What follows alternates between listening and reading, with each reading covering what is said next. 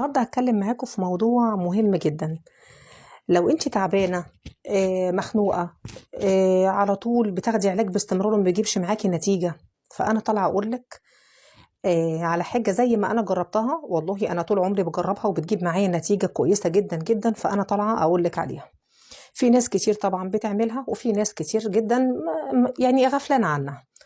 فانا عايزه اقول لك لو انت مش بتتصدقي لحد دلوقتي، انا مش طالعه اتكلم معاكي في الدين ولا طالعه اديكي درس، انا بتكلم معاكم فضفضه عاديه زي ما انا متعوده اطلع اتكلم معاكم في اي حاجه كويسه جابت معايا نتيجه.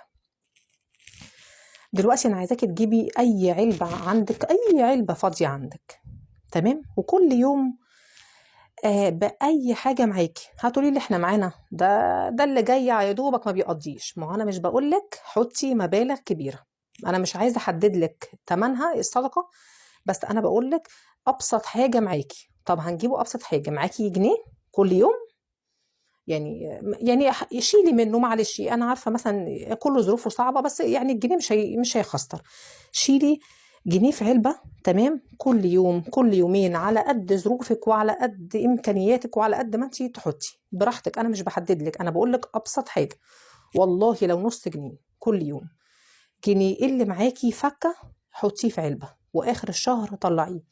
بس وانت بتحطي بيكون بنية حاجة، يعني انت مثلا بتحطي الفلوس يا رب اشفيني، انت بتاخدي علاج ومش جايب معاكي نتيجة، رحتي لدكاترة كتير عشان حاجة ما وجعاكي وانت مش لاقيه لها علاج، فعلاجك والله والله في الصدقة.